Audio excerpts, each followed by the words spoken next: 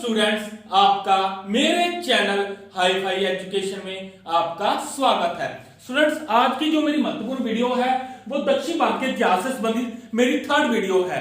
इसके अलावा स्टूडेंट्स, मैंने दो और वीडियो जो कि दक्षिण भारत के इतिहास से संबंधित थी मैंने अपलोड कर दी है। स्टूडेंट्स, आपको पता है कि जो हमने फर्स्ट वीडियो में देखा था दक्षिण भारत के इतिहास की, जो मेरी फर्स्ट वीडियो थी, उसमें हमने संगम काल और उनके वंशों के बारे में पढ़ा था। और उसकी जो नेक्स्ट वीडियो आई थी उसमें हमने स्टूडेंट्स देखा था कि जो मतलब कि भौगोलिक स्थिति से जो मैप के जरिए से हमने देखा था कि जो जो वंश आए थे दक्षिण भारत के इतिहास से, जैसे कि हमने पढ़ा था पल्लव वंश के बारे में, चालुक्य वंश के बारे में। तो आज की इस वीडियो में स्टूडेंट्स हम आगे के वंशों के बारे में पढ़ेंगे, जिसमें कि हम स्टूडेंट्स राष्ट्रकूट वंश को, उसके बाद स्टूडेंट्स हम पढ़ेंगे कल्याणी के चालुक्य वंश को, फिर हम पढ़ेंगे चोल वंश को। तो इस तरीके से आज हम इन वंशों को पढ़ेंगे, जो कि हम पिछली वीडियो में हमने दो वंशों को पढ़ा था। तो आज के जो आगे के वंश है तो अब हम इनको कंप्लीट करेंगे। सॉरी, दो बोल दिया था, जिसमें वेगी के चालुक्य भी थे, उनको भी पढ़ा था। तो आज हम इनको देखेंगे। तो चलिए स्टूडेंट्स, इन वंशों को जो कि एक क्रम वाइज देखते हैं। तो स्टूडेंट्स, जैसे कि फर्स्ट स्टार्टिंग में बात की हुई है किनकी, राष्ट्रकूट वंश की। तो स्टूडेंट्स, राष्ट्रकूट वंश के जो संस्थापक हुए हैं वो हैं दंती दुर्ग। तो इनके संस्थापक स्टूडेंट्स आपने जरूर याद रखना है, दंती दुर्ग। क्या है स्टूडेंट्स की इनके, जैसे कि मैंने आपको पिछली वीडियो में भी बताया था कि संस्थापक को लेके मतलब कि इनसे मतलब एक साइड पे वंश लिख दिए जाएंगे और दूसरी साइड पे संस्थापक, और इनको मिलाने के लिए मतलब क्वेश्चन पूछे जाते हैं। तो आपने ये याद जरूर रखना है। और ये किस वंश से थे ये भी आपने याद रखना है। ये राष्ट्रकूट वंश से थे और इनके संस्थापक हैं दंती दुर्ग। और स्टूडेंट्स, आगे उन्होंने बात की है कि इनकी राजधानी क्या थी। इनकी राजधानी थी मान्य खेत। तो स्टूडेंट्स, आपको एक बात याद होगी, मैं आपको इसमें बता दूं कि जैसे कि आपने मैप देखा था तो आपको एक पता होगा कि इस जगह पे जो मतलब यहां पे मतलब कि महाराष्ट्र, मैंने आपको बताया था कि राष्ट्रकूट वंश का विस्तार महाराष्ट्र के क्षेत्र में हुआ था, इनका विस्तार। तो स्टूडेंट्स, आपको एक बात मैं बता दूं कि जैसे कि वातापी के जो की मतलब चालुक्यों के पतन के बाद राष्ट्रकूट वंश, जो वातापी के जो चालुक्य थे, इनके पतन के बाद ही मतलब कि राष्ट्रकूट वंश का जो महाराष्ट्र में विस्तार हुआ था। तो यहीं पे था, जैसे कि हमने मैप में आपको याद हो तो महाराष्ट्र के क्षेत्र में इनका विस्तार हुआ था। तो एक बात यह है आपने याद रख लेनी है। तो जैसे कि स्टूडेंट्स, मैंने आपको बताया कि इनके संस्थापक हुए दंती दुर्ग और राजधानी है इनकी मान्य खेत। तो आगे हम बात करते हैं स्टूडेंट्स इनके प्रमुख शासक। तो जैसे कि स्टूडेंट्स, इनके शासक तो काफी हुए, लेकिन मैं इसमें आपको वही बता रहा हूं कि जो कि इनमें प्रमुख हुए हैं और जिनसे क्वेश्चन पूछे जाते हैं। तो स्टूडेंट्स, इनके जो प्रमुख शासक हुए हैं वो है कृष्ण प्रथम, ध्रुव, गोविंद, अमोघ वर्ष, कृष्ण द्वितीय एवं कृष्ण तृतीय। तो ये स्टूडेंट्स आपने इनमें याद रखना, जो उनके प्रमुख शासक हुए हैं कृष्ण प्रथम, ध्रुव, गोविंद, अमोघ वर्ष, कृष्ण द्वितीय एवं कृष्ण तृतीय।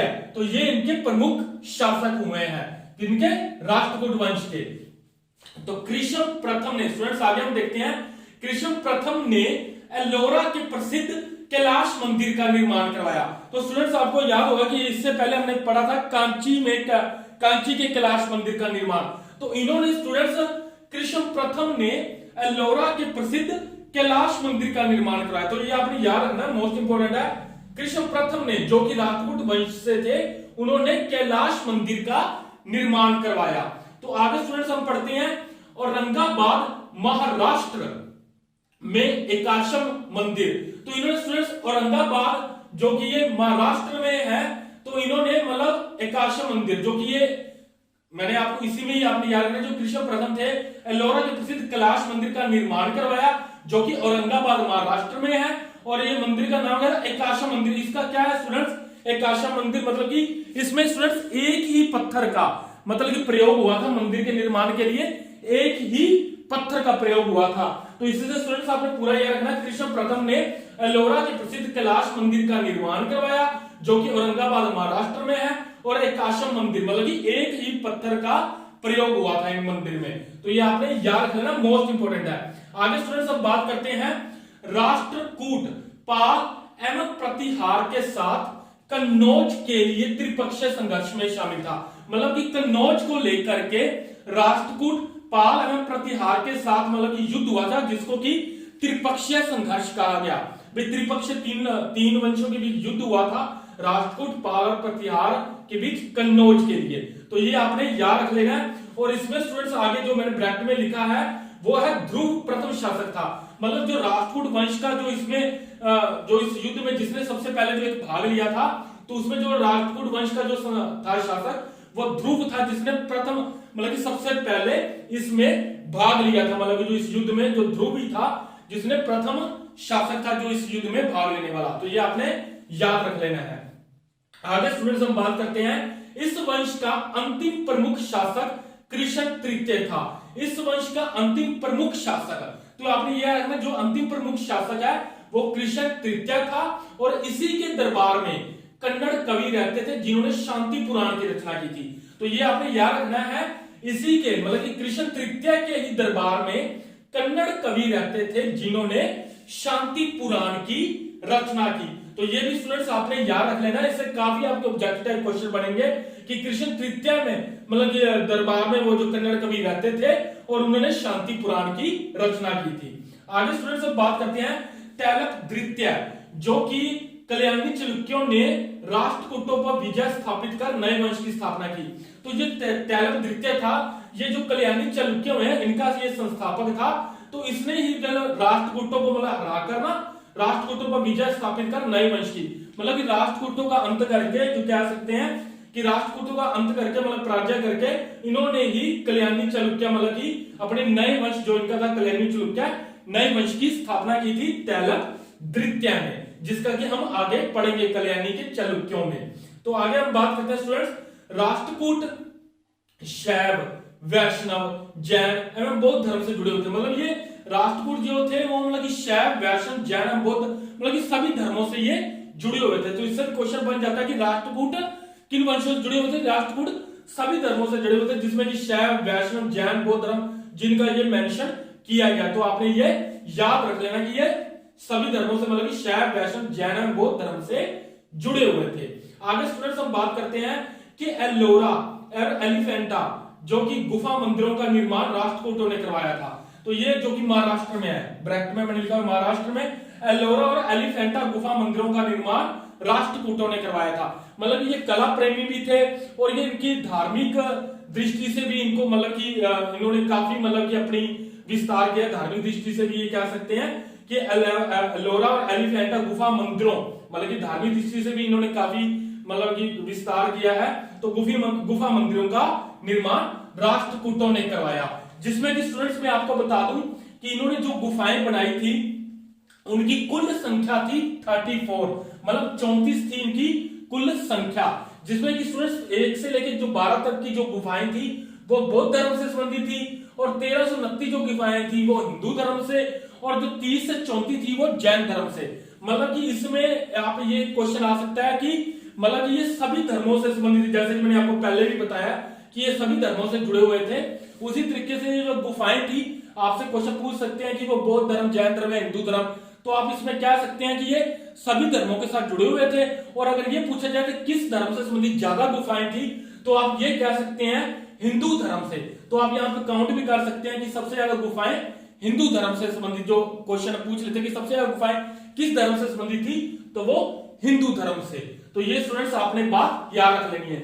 आगे हम बात करते हैं एलोरा गुफाओं सर्वप्रथम उल्लेख फ्रांसीसी यात्री थेवियन ने किया है। तो जो एलोरा गुफाओं का जो सर्वप्रथम जो उल्लेख किया था मतलब जिनके बारे में बताया था सर्वप्रथम, तो वो फ्रांसीसी यात्री थेवियन ने बताया था, मतलब थेवियन ने किया था। आपने ये क्या मतलब याद रख लेना है, एलोरा गुफाओं सर्वप्रथम उल्लेख फ्रांसीसी यात्री थेवियन ने किया था। तो ये आपने याद रखना है, फ्रांसीसी यात्री थेवियन था जिसने इनका उल्लेख किया था एलोरा गुफाओं का। तो इसे को स्टूडेंट्स एक बार रिकॉल कर लेते हैं। जो राष्ट्रकूट वंश के जो संस्थापक हुए हैं वो है दंती दुर्ग, राजधानी इनकी मान्याखेत। मेरी स्टूडेंट्स आपने वाद भी सुनी, अगर आपको कोई वर्ड नहीं समझ आता तो इनकी राजधानी मान्याखेत। प्रमुख शासक इनके कृष्ण प्रथम, ध्रुव, गोविंद, अमोघ वर्ष, कृष्ण द्वितीय एवं कृष्ण तृतीय। कृष्ण प्रथम ने एलोरा के प्रसिद्ध कैलाश मंदिर का निर्माण करवाया था जो कि औरंगाबाद महाराष्ट्र में, और एकाशम मंदिर जो कि एक ही पत्थर का प्रयोग हुआ था इन मंदिरों में। तो राष्ट्रकूट पालन प्रतिहार के साथ त्रिपक्षीय युद्ध हुआ था, संघर्ष हुआ था, जो कि कन्नौज के लिए, और ध्रुव ने इसमें सबसे पहले भाग लिया था। मतलब कि ये कैसे, इस युद्ध में सबसे पहले जो शासक आया था वो था ध्रुव। इस वंश का जो अंतिम प्रमुख शासक कृष्ण तृतीय था। इसी की दरबार में कन्नड़ कवि रहते थे जिन्होंने शांति पुराण की रचना की। तैलप द्वितीय जो कि कल्याणी चालुक्य था, मतलब कि उसने राष्ट्रकूटों पर विजय स्थापित कर नए वंश की स्थापना की। आगे स्टूडेंट्स लिखा है कि राष्ट्रकूट शैव, वैष्णव, जैन एवं बौद्ध धर्म से जुड़े हुए थे, सभी धर्मों से ये जुड़े हुए थे। तो एलोरा एलिफेंटा जो कि महाराष्ट्र में गुफाएं हैं, गुफा मंदिरों का निर्माण राष्ट्रकूटों ने करवाया था, जिनकी संख्या 34 थी। पहले से 1 से लेकर 12 तक बौद्ध धर्म से, 13 से 29 तक हिंदू धर्म से, और 30 से 34 तक जैन धर्म से संबंधित थी। एलोरा गुफाओं सर्वप्रथम जो जिसका उल्लेख किसने किया था, वो फ्रांसीसी यात्री थेवियन ने किया था। तो ये तो हो गया स्टूडेंट्स राष्ट्रकूट वंश। और राष्ट्रकूट वंश के बाद जो वंश आए थे जिन्होंने इनको पराजय करके अपने वंश की जो स्थापना की थी, इनका पतन करके, वो थे कल्याणी के चालुक्य वंश। तो स्टूडेंट्स इनसे जो क्वेश्चन बनते हैं वो कुछ ज्यादा नहीं बनते, लेकिन जितने भी बनते हैं मोस्ट इंपोर्टेंट है वो भी आपने याद रखने हैं। इनके संस्थापक हुए स्टूडेंट्स तैलप द्वितीय, जिनका कि मैंने आपको पहले भी बता दिया था। इन्होंने ही पराजित करके राष्ट्रकूटों को जो कि अपने वंश की स्थापना की थी, जो कि कल्याणी के चालुक्य वंश की स्थापना इन्होंने ही की थी, इसलिए ये संस्थापक है। राजधानी स्टूडेंट्स इनकी पहले थी मांडयकेत, जो कि बाद में इन्होंने कल्याणी को अपनी राजधानी बना लिया था। आगे स्टूडेंट्स हम बात करते हैं राष्ट्रकूटों को पराजित कर कल्याणी के चालुक्य वंश की स्थापना की। जैसे कि मैंने आपको पहले बताया कि इन्होंने ही राष्ट्रकूटों को पराजित किया था, उसके बाद इन्होंने कल्याणी के चालुक्य वंश की स्थापना की थी, राष्ट्रकूटों को पराजित करके। इस वंश का सबसे प्रतापी राजा विक्रमादित्य षष्ठम थे, मतलब कि छठे थे, 6वें नंबर वाले। इस वंश का सबसे प्रतापी राजा विक्रमादित्य षष्ठम थे। ठीक है स्टूडेंट्स, ये आपने याद रखना है। और इसी से रिलेटेड स्टूडेंट्स आगे बात है कि विक्रमादित्य के समय में ही मिताक्षरा जो कि हिंदू विधि ग्रंथ की रचना विधिवेत्ता विज्ञानेश्वर ने की। तो इन्हीं के ही जो विक्रमादित्य के समय में ही मिताक्षरा हिंदू विधि ग्रंथ था की रचना विधिवेत्ता विज्ञानेश्वर ने की थी। तो ये आपने याद रखना है, इसको भी एक बार रिकॉल कर लेते हैं स्टूडेंट्स। इनके संस्थापक थे तैलप द्वितीय।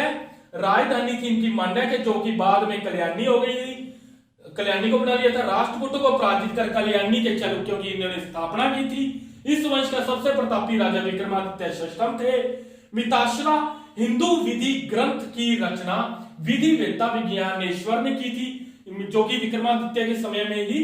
तो ये तो थे स्टूडेंट्स कल्याणी के चालुक्य वंश। अब हम बात करते हैं चोल वंश, जिससे कि सबसे ज्यादा क्वेश्चन एग्जाम में अक्सर आते हैं।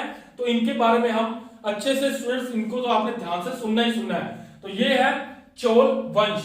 चोल वंश के बारे में स्टूडेंट्स मैं आपको बता दूं कि इन्होंने अपने संस्थापक जो बताए हैं विजयालय। स्टूडेंट्स आपको याद होगा कि इससे पहले भी हमने जो वीडियो आई थी उसमें भी हम पढ़ा था जो इनके चोल वंश के संस्थापक थे कलिकाल, जो कि स्टूडेंट्स उनका अंत हो गया था। और मैंने आपको बोला था कि पुनः इनका उदय हुआ विजयालय के नेतृत्व में। तो आपको याद होगा तो विजयालय के नेतृत्व में इनका दोबारा से मतलब कि इनका पुनर्जागरण क्या लीजिए हुआ था, जो इनके वंश का दोबारा से देखने को ये मिले थे। और इनका जो दोबारा कह सकते हैं वो 8वीं शताब्दी के समय में इनका दोबारा से जैसे कह सकते हैं इनका निर्माण हुआ था, जो विजयालय के नेतृत्व में इनका दोबारा से इनका पुनर्जागरण हुआ था चोल वंश का।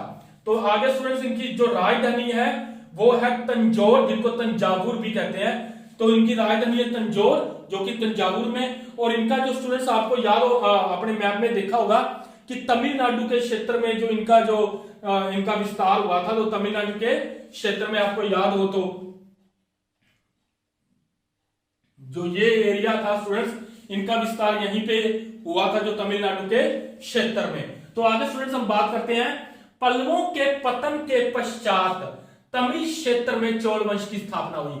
तो जो पल्लवों के जो पतन के पश्चात तमिल जो क्षेत्र था वहां पे चोल वंश की स्थापना हुई थी। तो ये आपने याद रखना, जो पल्लवों का जो पतन हो गया था तब वहां पे तमिल का जो क्षेत्र था वहां पे ही चोल वंश की स्थापना हुई थी, जो कि मैंने आपको बता दिया कि तमिलनाडु के क्षेत्र में इनकी जो विस्तार और इनकी स्थापना हुई थी।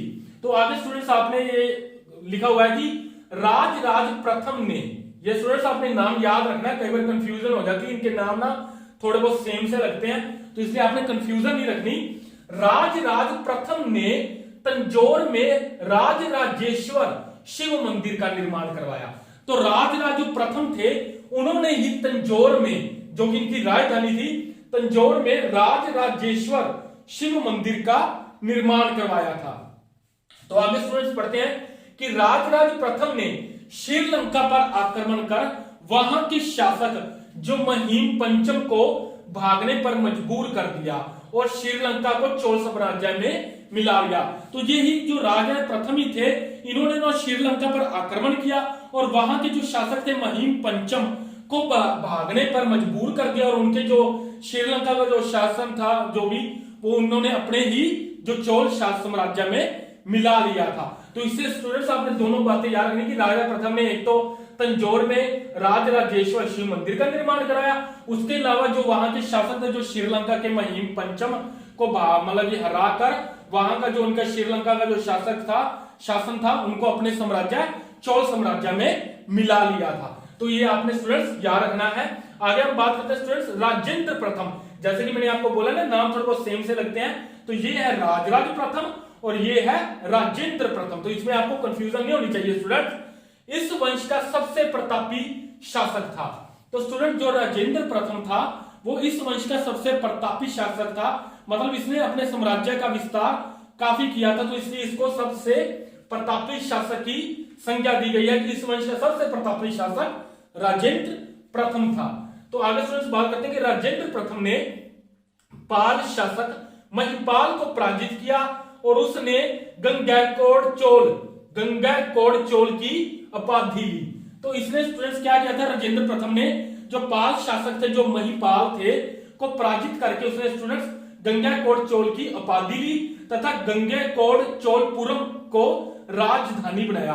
एक तो गंगैकोंड चोल की उपाधि ली तथा गंगैकोंड चोलपुरम, नाम मेरा सुन लेना अगर आपको नाम भी समझ आए, गंगैकोंड चोलपुरम को राजधानी बनाया और साथ ही राजधानी के पास चोल गंगम नामक तालाब का निर्माण कराया। ये क्या था स्टूडेंट्स, मैं आपको थोड़ा सा बता देता हूं कि यहाँ पे जैसे कि आपको मैंने बताया था कि तमिल का क्षेत्र है और यहीं पे ही आप ये लगा लीजिए बंगाल का। तो ये बंगाल का क्षेत्र था जहां पे जो इनकी अपना राजा था, बात मैंने बताई है कि महिपाल, जो महिपाल का शासक था बंगाल में। तो इसमें क्या हुआ स्टूडेंट्स, इनका जो मतलब क्षेत्र था इनके साथ जो मतलब कि इनका युद्ध छिड़ गया और यहां से मतलब कि ना बंगाल के क्षेत्र से स्टूडेंट्स यहीं से गंगा नदी गुजरती थी, तो जो कि बंगाल की खाड़ी में जाकर गिरती थी। तो इसने स्टूडेंट्स जो राजेंद्र प्रथम थे इन्होंने जो पाल शासक महिपाल को वहां मतलब यहां से इनका जो युद्ध हुआ मतलब इन्होंने बंगाल पे किया, तो इन्होंने मतलब इनको पराजित किया और पराजित करके स्टूडेंट्स जो कि मैंने आपको बताया गंगा नदी गुजरती थी क्योंकि गंगा बंगाल की खाड़ी में गिरती थी, ये गंगा का ही एक क्षेत्र था आप कह सकते हैं। तो इसलिए उसने गंगैकोंड चोल की उपाधि ली, गंगैकोंड क्योंकि गंगा के क्षेत्र को जीत लिया था स्टूडेंट्स, इसलिए गंगैकोंड चोल की उपाधि ली और गंगैकोंड चोलपुरम को ही राजधानी भी बनाया। तो इसलिए स्टूडेंट्स जो कि आपकी जो पहले एक जो राजधानी मैंने आपको बताया था तंजौर और तंजावुर थी, तो इसने स्टूडेंट्स अपनी राजधानी बदल ली थी। इसने गंगैकोंड चोलपुरम की उपाधि जब ली तब गंगैकोंड चोलपुरम को ही राजधानी बनाया। तो ये आपने याद रखना है ना, जो कि राजेंद्र प्रथम ने राजधानी को बदल दिया था। तो उसी के साथ ही उसने दिखाया कि साथ ही राजधानी के पास चोल गंगम नामक तालाब का निर्माण करवाया। तो इसने एक स्टूडेंट्स एक चोल गंगम मतलब उसके पास में ही एक तालाब का निर्माण करवाया था जिसको कि स्टूडेंट्स उसने नाम दिया था चोल गंगम नामक तालाब का निर्माण कराया था। तो ये स्टूडेंट्स आपने याद रखना है, इसकी राजधानी से इसके तालाब से जो भी इसने एक नाम दिया था। तो आगे स्टूडेंट्स हम पढ़ते हैं कि जो इसके अंतिम शासक थे वो इसके अंतिम शासक थे राजेंद्र तृतीय। इनके अंतिम शासक थे स्टूडेंट्स राजेंद्र तृतीय। तो ये तो था स्टूडेंट्स, मैंने जैसे कि हमने बात की एक करके राजपूत वंश की, फिर उसके बाद कल्याणी के चालुक्य वंश की, फिर उसके बाद चोल वंश की। लेकिन स्टूडेंट्स चोल वंश से मैं आपको एक और बात बता दूं, जैसे कि मैंने नीचे मेंशन किया हुआ है, बाकियों के बारे में इतना मतलब कि कुछ नहीं बताया गया, लेकिन इनके प्रशासन के बारे में भी स्टूडेंट्स बात की गई है। तो हम भी इनके प्रशासन के बारे में भी जो क्वेश्चन को इंपॉर्टेंट बनते हैं उनके बारे में हम बात करेंगे। तो चलिए स्टूडेंट्स इनके चोल वंश के प्रशासन के बारे में भी जानते हैं। तो जैसे कि इन्होंने स्टूडेंट्स मैंने पहले लिखा है जो इनके प्रशासन से संबंधित जो इनकी पहली विशेषता है वो है नटराज। नटराज स्टूडेंट्स आपको पता ही होगा, नटराज की मूर्ति आप कहते हैं, उसमें क्या है स्टूडेंट्स की शिव की नृत्य करती हुई जो एक मूर्ति मतलब जो आकृति बनी होती है शिव की नृत्य करती हुई जो मूर्ति की जो आकृति है उसे ही नटराज कहा गया है स्टूडेंट्स। जो शिव के नाचते हुए की जो एक मतलब आकृति बनी हुई है तो उसको नटराज कहा गया है। तो इसकी सबसे पहले जो कल्पना की गई थी स्टूडेंट्स वो चोल वंश में ही की गई थी और इसकी जो मतलब कि कांसे की जो मूर्ति का जो एक निर्माण हुआ था, जो नटराज की जो कांसे की मूर्तियां बनी थी तो वो सबसे पहले इसका निर्माण चोल वंश में ही हुआ था।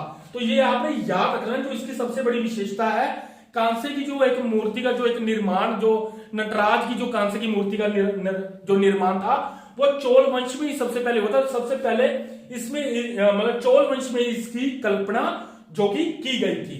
तो आगे स्टूडेंट जो इसकी आगे की जो विशेषता है स्थानीय स्वशासन, जो कि मोस्ट इंपोर्टेंट इसकी जो महत्वपूर्ण इसकी विशेषता है स्थानीय स्वशासन। तो स्थानीय स्वशासन की जो एक प्रक्रिया है वो कहां से शुरू हुई थी, वो भी स्टूडेंट चोल वंश से ही हुई थी। सबसे पहले स्थानीय स्वशासन की जो प्रक्रिया थी वो चोल वंश से ही शुरू हुई थी। भारत में सबसे पहले ये कह सकते हैं कि स्थानीय स्वशासन की प्रक्रिया वो चोल से ही शुरू हुई थी। तो स्टूडेंट्स स्थानीय स्वशासन क्या होता है कि स्थानीय तौर पर जो अपना एक शासन चलाना उसको ही स्थानीय स्वशासन कहते हैं। तो स्टूडेंट्स इसको कि मैंने जैसे कि एक नामों में भी बताया है कि किस तरीके से जैसे कि इनको भागों में जैसे कि बांटा गया था जो स्वशासन होता था किस कैसे था मतलब कि जैसे कि स्टूडेंट्स इसमें मैंने बताया उर, सभा, नगरम और पुग। तो स्टूडेंट्स ये क्या है उर? उर मतलब कि स्टूडेंट्स ये क्या होता था उरार, जो कि स्टूडेंट्स ये कह सकते हैं कि ये एक तरीके से ग्रामों की एक सभा होती थी, गांव की मतलब जो उर होती थी जिसको उरार कहते थे, ये ग्राम की एक सभा होती थी। और जिसमें मैंने सभा लिखा है स्टूडेंट्स, सभा कह लीजिए या महासभा कह लीजिए, ये स्टूडेंट्स एक ब्राह्मणों को जो दान में दी जाने वाली एक जगह होती थी ना या गांव दिए जाते थे तो जो उनका शासन कर लीजिए जैसे कि मैंने बोला स्थानीय स्वशासन तो उसको कहते थे सभा या महासभा। तो आगे स्टूडेंट्स हम बात करते हैं नगरम। तो नगरम में क्या था स्टूडेंट्स, नगरों में जो व्यापारियों की जो एक सभा होती थी उसको कहते हैं स्टूडेंट्स नगरम। और जो आगे मैंने लिखा है पुग, पुग क्या है स्टूडेंट्स, ये शिल्पियों की एक सभा होती थी। तो इस तरीके से जो स्थानीय स्वशासन को इस तरीके से इन्होंने दर्शाया उर, सभा, नगरम और पुग। उर का ग्रामों की सभा जिसमें सभा या महासभा मैंने लिखा है ये ब्राह्मणों को जो होती थी सभा कह लीजिए, और जो नगरम की थी वो होगी स्टूडेंट्स व्यापारियों की सभा, और जो पुग थी वो शिल्पियों की सभा। ये अक्सर स्टूडेंट्स इनको मिलान के लिए आएगा क्वेश्चन और 100% मैं कहता हूं कि ये इनकी तो आने के पूरे चांस है। तो आगे स्टूडेंट्स मैं आपको बता दूं जो इन्होंने एक प्रशासन था स्टूडेंट्स इन्होंने उनको कैसे मतलब कि भागों में बांटा हुआ जो प्रशासन था।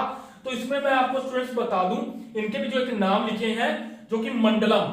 मंडलम क्या है स्टूडेंट्स, मंडलम को कहा जाता है प्रांत। तो ये मैंने लिखा है मंडलम।